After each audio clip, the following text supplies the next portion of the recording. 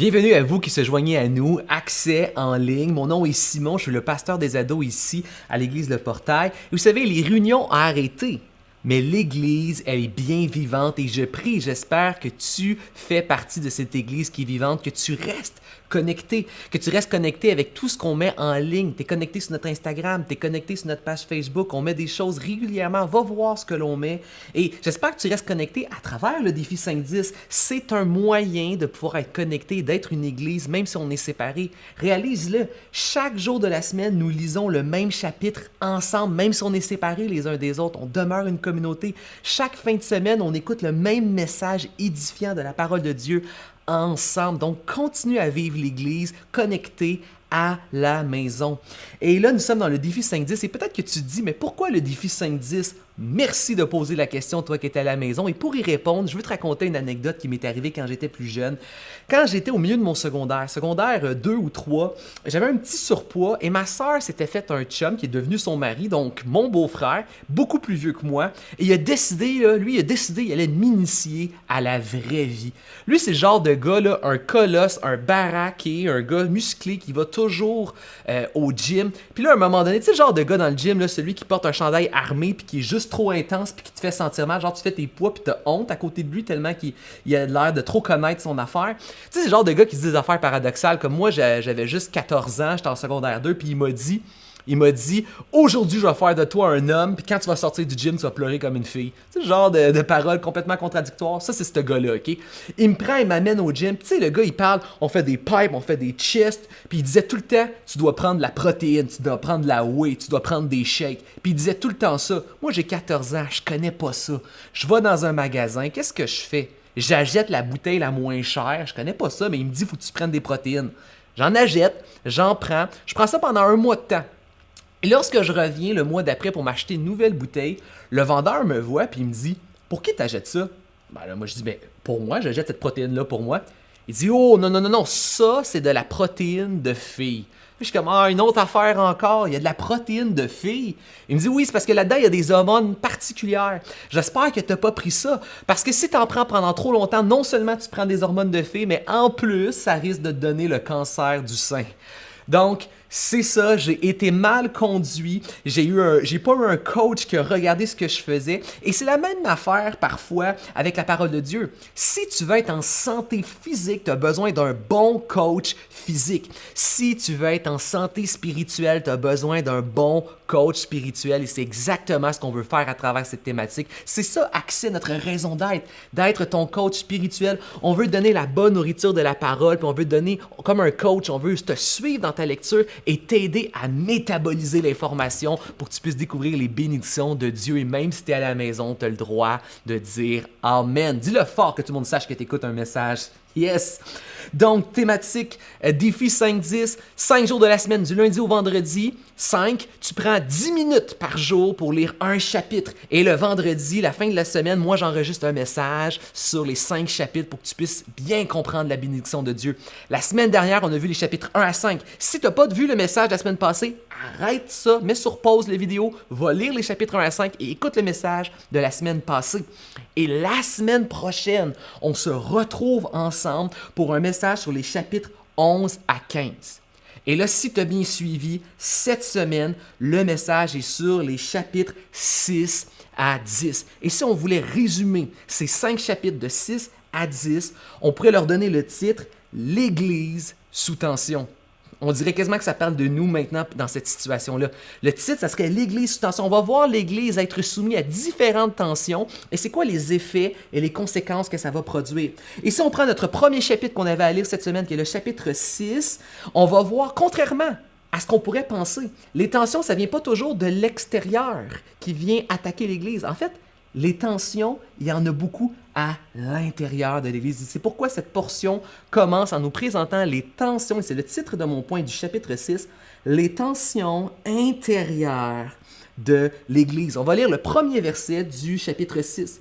En ces jours-là, comme les disciples se multipliaient, ça veut dire que les disciples, là, ça grandit, l'Église grandit. Les gens de la langue grecque, donc les gens qui parlaient le grec, se mirent à maugréer, donc ça veut dire se plaindre contre les gens qui parlent hébraïque, parce que leurs veuves étaient négligées dans le service quotidien. Qu'est-ce qu'on voit dans ce texte? Qu'est-ce qui se passe?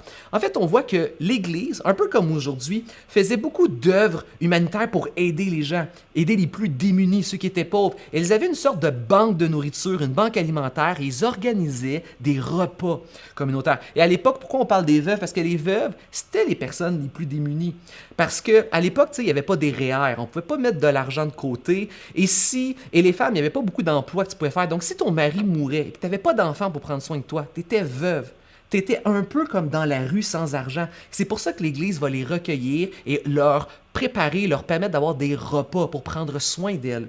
Mais là, on voit que l'Église, là, elle est en santé, l'Église grandit, il y a plein de gens, mais là, il commence à avoir à l'intérieur de l'Église des tensions, les gens se plaignent et tout ça. Et qu'est-ce que ça nous enseigne, ce chapitre 6, à nous aujourd'hui? Mais premièrement, moi je trouve ça édifiant, parce que ça nous montre que même dans la première église que Jésus a fondée, même dans la première église, il y avait de l'imperfection. Comme aujourd'hui dans nos églises et dans notre jeunesse, les choses ne sont pas parfaites. Oui, Jésus est parfait et Jésus est venu mourir sur la croix pour nous offrir un jour un monde qui sera parfait, sans péché et sans imperfection. On ne vivra plus ces souffrances, ces conflits-là. Et c'est pour ça que Jésus est venu, pour nous délivrer de la souffrance et des conflits. Mais on doit réaliser que jusqu'à ce que Jésus revienne établir son royaume parfait, nous restons des êtres imparfaits et pécheurs. Et lorsque nous sommes ensemble, nous sommes un groupe d'êtres humains imparfaits et pécheurs. On fait de notre mieux avec l'aide de Jésus pour représenter Jésus, pour annoncer Jésus, mais on reste imparfait. L'Église, la première Église, elle était imparfaite. Et notre jeunesse, elle est imparfaite. C'est normal. Nous sommes imparfaits. Mais ce qu'on voit aussi, c'est que ça fait partie même de la santé de l'Église. Pensez-y, plus une Église grandit, comme on voit, l'Église était rendue avec des milliers de disciples. Plus une Église grandit, bien, plus ça fait de monde, plus ça fait de tensions, plus ça fait de conflits. Mais ce qu'on voit aussi, c'est ça qui est beau. Les conflits se sont gérés en famille. Il y a des problèmes dans une famille, il y a des frictions, mais on règle ça ensemble. Les apôtres ont rassemblé les gens, ils ont action, réaction, ils ont trouvé, on a parlé des problèmes et ils ont trouvé un moyen de régler les problèmes. Qu'est-ce qu'ils ont fait? Les apôtres ont délégué sur différents... Ils ont pris 7 personnes et ils ont délégué l'autorité parce qu'en fait, les apôtres étaient seulement 12 pour gérer des milliers de chrétiens. Les leaders, les pasteurs, encore aujourd'hui c'est pareil, dans les jeunesses, dans les églises, ne peuvent pas tout faire. C'est normal que nouveaux leaders ne peuvent pas être au courant de tous les problèmes, de tous les conflits. Peut-être que tu vis des situations que personne n'est au courant. Et peut-être même que tu en veux à des leaders, que tu en veux à d'autres jeunes de la jeunesse. Comme eux, il y avait des conflits, il y avait du rejet, de l'exclusion. On voit même qu'il y avait peut-être même un problème de racisme. Il y a plein de tensions et de conflits dans l'Église parce que c'est des gens imparfaits. Mais comme l'Église, je t'encourage à faire la même chose qu'eux. Va parler à un leader. Ne préserve pas de l'amertume. Au contraire, cherchons à régler les problèmes en famille. On se rassemble ensemble, on partage aux leaders les problèmes, puis on essaye de trouver une solution. Et ce qui est intéressant, c'est que la solution, ça a été de déléguer. Les apôtres sont allés chercher de l'aide avec d'autres personnes. Et ça m'amène à faire réfléchir quelque chose. Oui, la jeunesse est imparfaite. L'Église est imparfaite. Mais qu'est-ce que tu fais, toi, pour aider et améliorer la jeunesse? Est-ce que toi aussi, tu participes et tu prends part? Parce que l'Église, elle arrête d'être parfaite le jour où toi et moi, on met les pieds dedans. Parce que toi et moi, on est imparfaits. Donc, le jour où on entre dans l'Église est imparfaite. Alors là, on a 2 choix. Soit qu'on se met à se plaindre que l'Église est imparfaite, ou on commence à travailler et à œuvrer ensemble pour la rendre de plus en plus semblable à la perfection de Jésus. Alors, est-ce que tu t'impliques? Et c'est ça que les apôtres ont fait, et c'est intéressant. Remarque comment que les apôtres n'ont pas négligé le matériel pour le spirituel. Qu'est-ce que je veux dire? Les apôtres ont délégué des gens pour servir aux tables. La solution, c'est qu'on a besoin de plus de personnes pour servir tout le monde. Mais même si c'est juste un service ou une implication pour servir les tables, les apôtres voulaient des gens spirituels. Ils voulaient des gens remplis de l'esprit. Autrement dit, qu'est-ce que ça veut dire? Des gens qui aiment Jésus, des vrais chrétiens transformés par la bonne nouvelle de Jésus-Christ, qui transpirent et qui débordent de la joie et de la foi en Jésus. C'est pas parce que c'est une tâche qui est juste servir aux tables qu'on veut quelqu'un qui aime moins Jésus ou qui est moins spirituel. Ça veut dire que ton implication est importante et ton implication dans la jeunesse et dans l'Église, elle est super spirituelle. Nous avons besoin de nous impliquer remplis de joie et de foi en Jésus. Et tout ça, c'est spirituel. Servir au PowerPoint et à la technique dans la jeunesse avec Jamil, c'est super spirituel. Ça aide l'Église de Jésus. Servir au montage, au démontage, ça c'est un peu comme servir aux tables. C'est le genre de job que personne ne veut faire, mais justement, c'est là qu'on a besoin de personnes remplies de joie et d'amour de Jésus qui ont envie d'aider leur jeunesse. C'est Daniel Méthode qui est responsable. Il a besoin de gens qui aiment Jésus, qui veulent l'aider passionnément à tout faire en sorte que toutes les choses soient là le vendredi soir pour accueillir des jeunes qui aiment Jésus et passer une belle soirée ensemble. Que ça soit à l'accueil, on a besoin de personnes qui sont chaleureuses, qui ont de l'entre-gens, qui aiment aller accueillir les jeunes, qui aiment remarquer c'est qui les nouveaux pour les faire sentir bien, les accueillir, les intégrer, les présenter aux autres jeunes de la jeunesse. C'est important, un bon ministère d'accueil. C'est Miji, ma femme, qui s'occupe du ministère d'accueil. Tu peux aller la voir. Les jeux, les activités, le sport, le laser tag avec Charles et avec Christopher, tout ça, c'est important. Quand tu lis dans les Actes des Apôtres et qu'on te décrit ce que l'Église faisait, tu vas voir qu'il y avait la communion fraternelle. C'est passer du bon temps ensemble. Toutes ces choses-là, c'est important, c'est spirituel. La cantine junk avec Thierry et avec Michael qui s'en occupe, avoir de la nourriture et de la bouffe, c'est important. Ça nous dit que chaque fois, ils se réunissaient et avec la fraction du pain, ils mangeaient ensemble, il y avait de la communion fraternelle, il y avait du bon temps ensemble, puis ils se réunissaient autour de la parole, de la louange et de la prière. C'est exactement la description de ce qu'on fait à Accès. On se réunit ensemble, on s'aime, on a du plaisir, du fun, on mange de la bouffe, on joue, puis on est autour de la parole, de la louange et de la prière. Tous ces éléments-là ensemble, remis ensemble, ça contribue à une réunion qui attire des gens, qui crée des témoignages de personnes qui aiment l'Église, qui reviennent à l'Église, qui sont en contact avec la parole et la bonne nouvelle de Jésus-Christ. Et chaque contribution est spirituelle. Je t'encourage. Considère et valorise l'implication et le service dans la jeunesse et l'importance. Et ne te plains pas de l'Église, mais partage tes inquiétudes et prends part à améliorer la jeunesse avec nous. Et je sais que présentement, c'est pas la même situation parce que les réunions physiques sont annulées. Mais même en quarantaine, à la maison, il y a des choses que tu peux faire pour t'impliquer pour la communauté, l'Église et la jeunesse et Accès. Je t'en propose 4, OK? Premièrement, c'est important, veille sur ta foi. Veiller sur ta foi, c'est la chose la plus importante. Comme une voiture, on a besoin d'entretenir la mécanique si on veut que ça dure longtemps. Entretiens ta foi. Entretiens ta foi dans le défi 5-10, en écoutant de la louange sur YouTube, en priant et en restant connecté avec tes parents ou des cultes familiaux. Entretiens ta foi. Ça, c'est le plus important pour servir la jeunesse. Parce qu'on voulait des gens remplis de foi et d'esprit. Donc, entretiens ta foi et ta joie en Jésus. Deuxième chose, rejoins d'autres jeunes de la jeunesse. J'ai entendu dire la semaine dernière qu'il y a eu des rassemblements où des jeunes ont pris l'initiative d'ouvrir la parole de Louis, de prier et de s'amuser ensemble, même s'il n'y avait pas de jeunesse.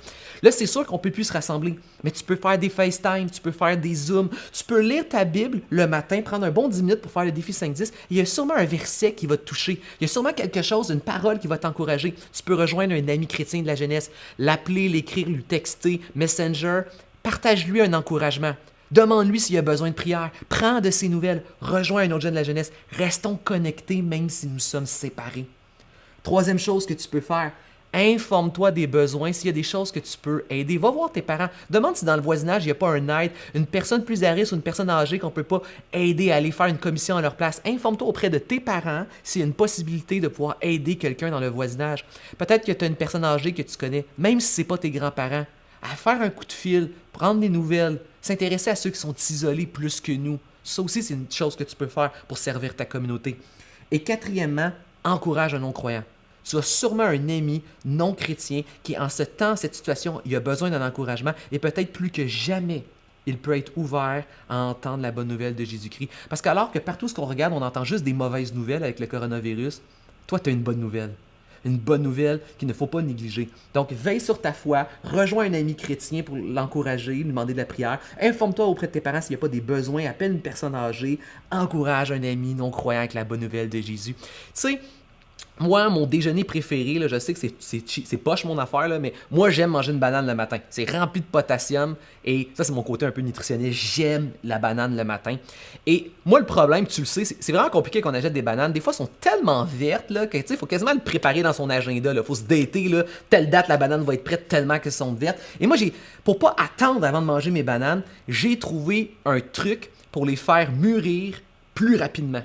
Ce que je fais quand j'achète mes bananes, si je les laisse ensemble, toutes en grappes attachées, ça peut prendre 3-4 jours avant qu'ils mûrissent. Ce que je fais, c'est que je les détache. Je les sépare et je les isole une des autres. Et le lendemain, il y a déjà des bananes qui sont prêtes et jaunes à être mangées. Ça accélère le processus de maturation de les séparer. Je ne sais pas si tu fais le lien. C'est exactement ce qu'on est en train de vivre. Oui, nous avons été séparés et isolés les uns des autres, mais ça a l'avantage que ça nous met dans une situation où nous pouvons mûrir spirituellement beaucoup plus vite. Parce que là, tu ne dépends pas de moi, tu ne dépends pas de tes amis, tu ne dépends pas de la réunion du vendredi, tu ne dépends pas des autres pour ta foi, mais seulement de ta foi en Jésus-Christ. Tu as la parole de Dieu. Jésus est toujours accessible et maintenant, tu peux développer ta foi. Et là, tu as le choix. Est-ce que tu vas juste être une personne consommatrice? Tu restes assis, tu écoutes du Netflix, tu écoutes des messages et tu es juste en train d'attendre et tu te laisses remplir, ou tu es rempli de Jésus et c'est toi qui commences à donner. Tu appelles, tu écris, tu exhortes et tu restes connecté. C'est une belle opportunité de maturer. Et ça, moi, ça me remplit de joie. Alors même si tu es à la maison, tu peux dire Amen, Alléluia, gloire à Jésus. Tu peux te tourner vers ton voisin à ta gauche et lui dire Tu es une banane qui mûrit. Ouais, mais c'est sûr, par exemple, que si tu écoutes le message avec des écouteurs, je t'encourage quand même à expliquer le contexte, parce que ça peut avoir l'air bizarre de dire à quelqu'un, out of nowhere, t'es une banane qui mûrit. Mais continuons.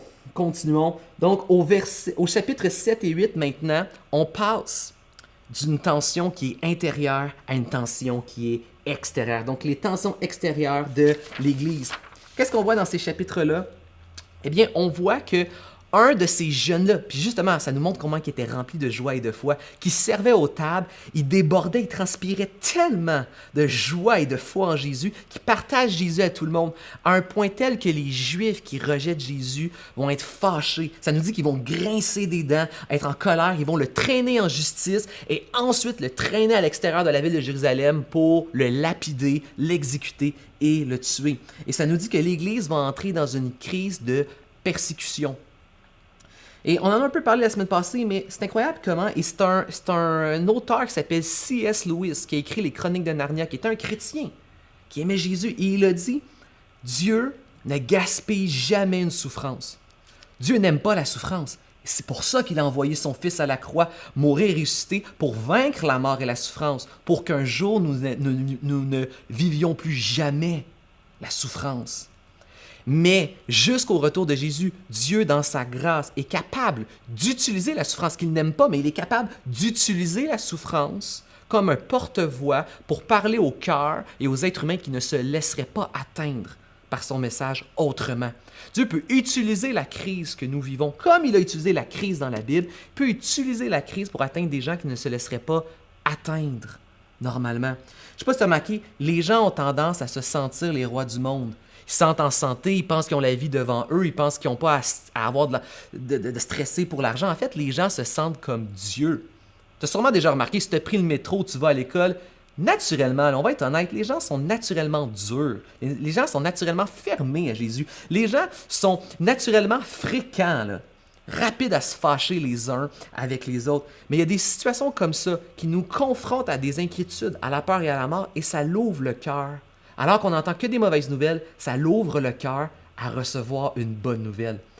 La bonne nouvelle de Jésus et l'assurance et la paix qu'il nous donne. Et c'est incroyable, hein? Alors que l'être humain pense tout le temps qu'il est le roi du monde, c'est incroyable comment un mini-virus, minuscule et microscopique, a arrêté la Terre de tourner, a renvoyé tout le monde chez nous, a stoppé l'économie, stoppé les activités, stoppé tout le monde et mis les gens même dans la peur. C'est le temps de partager plus que jamais la bonne nouvelle de Jésus-Christ. Et justement, regarde comment, même si Étienne a vécu une crise, et même si Étienne s'est fait tuer, il y a quelque chose quand même, à travers ce drame, comme j'ai dit, Dieu ne gaspille pas une souffrance, à travers ce drame, il y a quelque chose que je trouve beau. Regarde les versets de comment il meurt. Il se mit à genoux et cria « Seigneur », en parlant à ceux qui étaient en train de le tuer, « ne les charge pas de ce péché. » Et après avoir dit cela, il s'endormit dans la mort. C'est incroyable. Alors qu'il y a un chaos, les gens ils crient autour de lui, les gens le battent, les gens veulent le tuer, ça dit qu'il s'endort dans la mort. C'est tellement paisible, ça contraste avec le chaos autour de lui. C'est comme un enfant qui s'endormirait dans une tempête. Le fait qu'on dirait que cette expression-là, s'endormir dans la mort, ça diminue l'horreur de la mort pour élever la confiance en Dieu qui est plus grand que la mort, Jésus qui est le Seigneur de la vie. Et s'endormir, ça nous montre que lui, peu importe ce qui se passait autour de lui, il était dans la paix et dans l'assurance parce que Jésus est le Seigneur de la vie. Et au jour de la résurrection, lorsque Jésus va revenir, Dieu va le réveiller aussi. Parce que pour Dieu, il est juste endormi. Dieu va le réveiller aussi facilement qu'on réveille un enfant d'une sieste. Et c'est incroyable, dans la manière qu'il meurt. Si tu as lu les versets avant, tu as vu que juste avant de mourir, il voit Jésus debout, prêt à l'accueillir. Donc, Étienne, il meurt dans la paix, il meurt en voyant Jésus, il meurt aux côtés de Jésus. Il meurt en se souvenant l'Évangile, la bonne nouvelle de Jésus, parce qu'il va même imiter Jésus, il va répéter les paroles de Jésus, pardonne-leur, il meurt dans la grâce, dans le pardon, dans la paix, il meurt dans l'assurance de la vie éternelle. C'est fou! Il meurt avec Jésus, en se rappelant Jésus, en imitant Jésus, en citant Jésus. C'est incroyable. Il y a un pasteur un jour qui a dit, en parlant des chrétiens, « Nos gens meurent bien, parce qu'ils meurent dans la paix, la douceur et l'assurance. » Et moi, ma prière, c'est que non seulement les gens autour de nous, leur cœur soit ouvert à recevoir plus que jamais la bonne nouvelle de Jésus-Christ que tu as précieusement, mais qu'aussi nous, les croyants, les chrétiens, cette crise nous ramène à l'essentiel de notre paix et de notre joie en Jésus, dans la puissance de Dieu. Et ça, c'est ma prière à moi. Et si les croyants meurent bien à cause de leur paix, est-ce qu'on peut aussi vivre bien, vivre dans la paix, et que notre foi et notre assurance et notre joie en Jésus soient justement notre apanache, notre vêtement qui nous fait briller aux yeux des autres, et que les gens puissent voir que la panique ne s'est pas emparée de nous, mais qu'ils sommes dans la paix et dans l'assurance. Est-ce qu'à la maison même, je peux entendre un gloire à Jésus? Yes! Finalement, on voit que les tensions intérieures et les tensions extérieures, maintenant, vont produire l'expansion de l'Église. Les tensions produisent l'expansion de l'Église. Au chapitre 8, nous, on va lire « Ce jour-là, une grande persécution s'abattit sur l'Église qui était à Jérusalem. Tous, excepté les apôtres, se dispersèrent en Judée, en Samarie. » Dieu ne gaspille jamais une souffrance. On voit que Dieu va utiliser cette crise-là qui était une persécution. Donc, Étienne n'est pas mort en vain. Ça va pousser les chrétiens à sortir de la ville de Jérusalem et l'Église va envahir la Judée. Puis ensuite, l'Église va envahir la Samarie. Et là, dans les chapitres 8, 9 et 10, Dieu commence à préparer même l'Église à envahir le monde entier jusqu'à Rome et jusqu'à nous aujourd'hui sur toutes les extrémités de la terre. Et là, on va avoir plusieurs ici où l'Église commence à se répandre. Ça, c'est le fruit. L'intention amène l'Église à continuer à grandir. Dieu utilise le mal pour en faire du bien. Comme il peut utiliser cette crise pour en faire du bien dans nos vies, malgré tout. Et il y a un récit que je trouve tellement beau ici, qui nous montre justement l'Évangile qui commence à atteindre de plus en plus le monde. C'est Philippe. Philippe, c'est un autre des 7 gars qui avaient été délégués par Paul. Et lui aussi, il sert aux tables, mais lui aussi, il transpire de Jésus. Il partage Jésus. Et un jour, Philippe va voir un Éthiopien qui vient de loin d'Afrique. Il est venu à Jérusalem et il repart en Afrique. Et il est en train de lire un texte de l'Ancien Testament. Il ne comprend pas, mais il veut comprendre. Philippe va aller le voir et Philippe va lui montrer et lui expliquer comment ce texte parle de Jésus. Et l'Éthiopien va réaliser, comprendre qui est Jésus. Il va se convertir, recevoir la foi en Jésus. Et ça nous dit que l'Éthiopien va repartir tout joyeux et tout heureux. Jésus a été une bonne nouvelle. Il a changé sa joie et son cœur. Peut-être que tu ne le sais pas, mais cet Éthiopien-là, en plus, c'est ça que je trouve qui est beau dans ce récit-là, lui, il avait une mauvaise nouvelle dans sa vie, cet Éthiopien-là. Parce que ça nous dit que c'était un eunuque. Est-ce que tu sais c'est quoi un eunuque? Je ne veux pas te choquer, mais un eunuque, ça travaille à la cour du roi. Et les eunuques avaient en fait les parties génitales qui étaient coupées parce qu'on ne voulait pas qu'ils aient d'enfants dans la cour du roi. Donc lui, là, l'eunuque, il y a des situations dans sa vie qui étaient difficiles. Il y avait des souffrances. Être eunuque, ça veut dire que tu ne te marieras jamais, tu ne tomberas pas en amour, tu n'auras pas de famille, tu n'auras pas d'enfants, tu n'auras pas de descendance. C'est tout ça que ça implique être eunuque. Et Jésus a été une joie, une bonne nouvelle. Il est reparti heureux avec Jésus. Ça veut dire que Jésus, c'est pas juste une bonne nouvelle pour le monde entier. Ça peut être une bonne nouvelle pour tous nos défis personnels. Tu as tes défis. peut-être même des défis que personne n'est au courant, soit tes propres stress, tes propres angoisses, tes propres anxiétés, tes propres souffrances. Jésus, c'est pas juste une bonne nouvelle pour les autres. Jésus, c'est pas juste une bonne nouvelle pour la crise du coronavirus. Jésus, c'est pas juste une bonne nouvelle pour le monde entier. Jésus est une bonne nouvelle pour toutes tes souffrances. Jésus est la plus belle, la plus grande des bonnes nouvelles, et Jésus est une bonne nouvelle personnelle. Et moi, ce texte-là représente exactement ce qu'Accès ou le défi 5-10, on veut être pour toi. Nous voulons être un Philippe.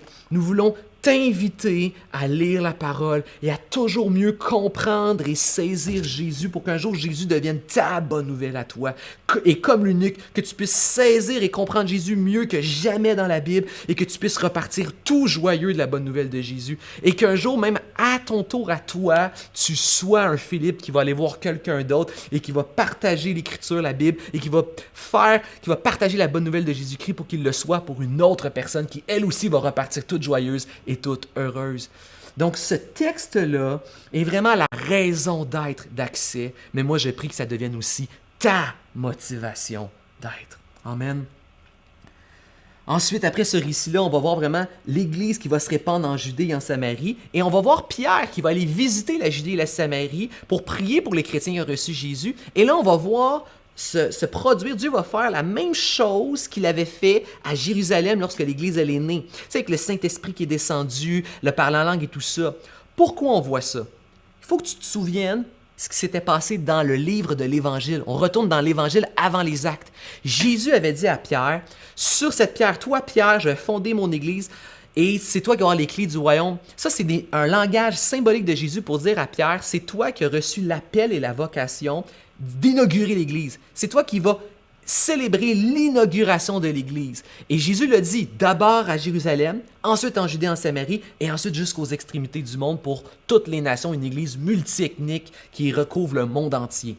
C'est ce que Jésus avait déclaré. Et à Jérusalem, c'est Pierre qui a inauguré, qui a ouvert les portes de l'Église, si on veut, symboliquement. C'est Pierre qui a fait la première prédication, qui a vu les 3000 premiers chrétiens se convertir. Et quand Pierre a prêché, les gens ont donné leur vie à Jésus, le Saint-Esprit est venu. Et quand Jésus a fait descendre le Saint-Esprit puis il a produit une manifestation, c'est Dieu qui met son sceau puis qui dit « Maintenant, l'Église de Jésus-Christ, c'est mon peuple à moi. Je suis leur Dieu et ils seront mon peuple. » Mais maintenant que l'Église, comme Jésus l'avait prophétisé et annoncé, se répand en Judée et en Samarie, Pierre va là-bas, encore une fois, pour inaugurer l'Église, comme Jésus avait annoncé, en Samarie et en Judée. Et c'est pour ça qu'on voit encore la même chose qui s'était passée à Jérusalem se produire.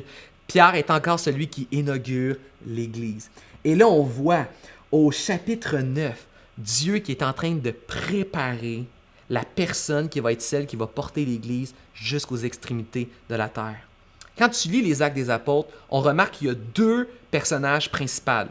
Le premier personnage, c'est Pierre. Pierre était disciple et apôtre de Jésus, et c'est lui que Jésus a mandaté pour inaugurer l'Église en Jérusalem, Judée, Samarie, et qui va ouvrir l'Église pour le monde entier.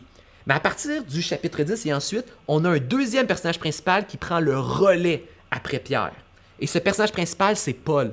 Paul, lui, c'est l'apôtre que Jésus a mandaté pour aller implanter des églises dans le monde entier et jusqu'à la grande capitale, qui était la capitale du monde à l'époque, qui est celle de Rome. Donc Paul, lui, à partir du chapitre 10 jusqu'à la fin des Actes, lui, c'est le deuxième personnage principal qui prend le relais de Pierre pour aller étendre l'Église. Et là, Dieu, on voit au chapitre 9, Dieu qui prépare Paul. Parce que Paul n'était pas un croyant depuis toujours. En fait, Paul était l'inverse d'un croyant. Paul était un terroriste meurtrier. Sa job, c'est un bounty hunter, c'est un chasseur de primes qui cherche des chrétiens pour les capturer et les tuer. Et Jésus va se révéler à Paul. Et Paul va changer de vie, il va changer de cœur et de pensée, il va se convertir. Et c'est incroyable de lire la conversion de Paul au chapitre 9 des Actes. Parce que ça nous montre que le christianisme, là, ça ne veut pas juste dire croire en Jésus ou en la Bible. Le christianisme, ça ne veut pas juste dire adhérer aux valeurs de l'Église ou adhérer aux philosophies de l'Église. C'est beaucoup plus que ça. Paul, c'est une vie entière qui a été retournée et transformée par Jésus. Complètement. Pensez-y, Paul, là, ses pensées ont complètement changé. Lui, il avait des pensées, lui, il pensait l'opposé de l'Église. Ses pensées ont changé. Son cœur a changé. Paul est en colère contre l'Église. Maintenant, Paul est rendu en amour avec l'Église et Jésus-Christ. Paul, c'est sa vie, son travail. Sa job à Paul, c'était de tuer des chrétiens et de détruire l'Église. Maintenant, sa job, c'est rendu de faire des chrétiens et de construire l'Église. Jésus, l'œuvre de Jésus nous change et nous transforme. Et c'est pour ça que quand Jésus va se présenter devant Paul, désolé, il va dire à Paul, et c'est ça la phrase bizarre que Jésus dit en fait, en gros, si on traduit, ça veut dire « ne résiste pas ». Et il te dit par son esprit dans ton cœur encore maintenant, ne résiste pas à son esprit qui veut venir produire la foi et la joie en Jésus. Ne résiste pas. Il veut changer tes pensées. En Jésus, on ne pense plus de la même manière. En Jésus, même nos émotions, on ne vit plus nos émotions de la même manière. En Jésus, comme Paul, ça peut changer notre appel, notre vocation, notre mission, notre destinée, notre éternité. Tout change dans nos vies, dans notre vie, lorsqu'on arrête de résister et on laisse l'Esprit faire le travail qu'il veut faire en nous. Et c'est ce qu'il a fait avec Paul. Puis là, il y a une histoire particulière, ça dit que quand Jésus va se révéler à lui, il va comme devenir aveugle, et ensuite il va aller chez des croyants, ils vont prier pour lui, et là, c'est comme s'il y a des coquilles qui vont tomber, des écailles de ses yeux, et là, il va se mettre à voir. Qu'est-ce que ça veut dire, ce récit-là, qui semble un peu bizarre? En fait, c'est super beau, c'est une super belle image que Dieu a illustrée sur la vie de Paul. Ça veut dire que Paul, là, il pensait qu'il était intelligent quand il combattait, puis qu'il était contre l'Église, puis qu'il résistait à l'appel de Jésus. Il pensait qu'il était intelligent. Il pensait qu'il était savant, qu'il était plus grand que l'Église, qu'il n'avait pas besoin de Jésus. Puis ce qu'il est en train de lui montrer, c'est lorsque tu pensais que tu voyais les choses clairement, mais tu ne comprenais pas c'était qui était Christ, tu étais en fait un aveugle. Et maintenant, c'est l'inverse. Maintenant, tu es momentanément aveugle, mais là, tu comprends réellement qui est Jésus. Et lorsque les coquilles vont tomber, c'est même Paul lui-même qui va le dire, il va dire, la même manière que maintenant je vois clairement qui est Christ, ma job, c'est Paul qui va le dire de même, c'est de faire en sorte que les nations, toutes les nations du monde, puissent voir clairement et connaître qui est Jésus, qu'elles arrêtent d'être aveugles, qu'elles puissent voir clairement Jésus. Je sais qu'en ce moment, tu n'es probablement pas aveugle et tu vois clairement, mais mon but, c'est plus que juste voir avec les yeux, c'est que tu comprennes réellement, tu vois clairement qui est Jésus, le Fils de Dieu qui est venu donner sa vie pour que tu puisses avoir la vie éternelle en Dieu. Et je prie comme Paul, que notre job à toi et moi, alors qu'on est en confinement, perdons pas notre temps, utilisons ce temps pour connaître Jésus mieux et plus que jamais, afin de le faire connaître. C'est ainsi qu'on arrive au dernier récit. On a Pierre maintenant. Et ça, c'est le chapitre 10, c'est le dernier récit vraiment qui tourne autour de Pierre. Pierre va inaugurer l'Église ouverte maintenant pour le monde entier, toutes les nations, les Romains, les Grecs, et c'est ensuite Paul qui prend la relève et qui implante des églises. Et symboliquement, Pierre va être conduit par l'Esprit de Dieu à aller jusque dans dans une famille romaine, la famille de Corneille. Il va aller dans leur salon. Un peu comme là, en ce moment, tu es peut-être dans le salon, dans la chambre, mais l'Évangile, la bonne nouvelle de Jésus-Christ, Pierre va aller l'enseigner dans le salon d'une famille romaine. Et la famille va recevoir Jésus. Encore une fois, Dieu va faire la même chose qu'il a fait en Judée, en Samarie, en Jérusalem. L'Esprit va descendre pour montrer, Dieu veut attester par une marque spirituelle que l'Église est maintenant ouverte pour le monde entier, une église multiethnique qui contient tous les êtres, les hommes et les femmes de la terre entière, ceux qui mettent leur foi en Jésus. Ils font partie du peuple de Dieu, de l'église de Jésus-Christ. Paul va prêcher la bonne nouvelle de Jésus. Et ce qui est incroyable, c'est que ça nous montre qu'encore aujourd'hui, malgré cette crise, Dieu n'est pas limité pour te rejoindre. Que tu sois dans ta chambre ou dans ton salon, Dieu veut entrer dans ton salon et dans ta maison. Et ultimement, c'est dans ton cœur qu'il veut entrer.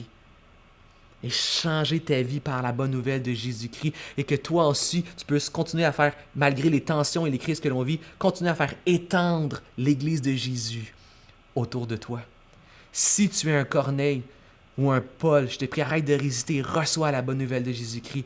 Et j'ai pris que tu deviennes plus qu'un Corneille, mais que tu deviennes aussi un Pierre, que toi aussi tu sois un outil de Dieu pour aller dans la vie de d'autres personnes et pouvoir faire entrer dans leur cœur la bonne nouvelle de Jésus-Christ. Terminons en priant.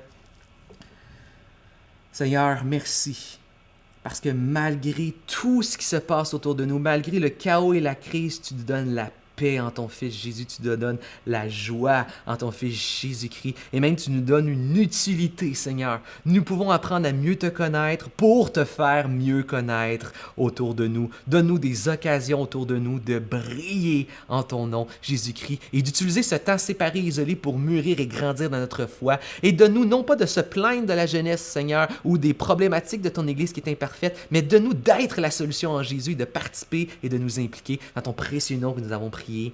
Amen. C'était Pasteur Simon des ados de l'Église Le Portail, accès en ligne. Merci d'avoir été avec nous. Les réunions sont arrêtées, mais l'Église est bien vivante et j'ai hâte de vous revoir. À très bientôt.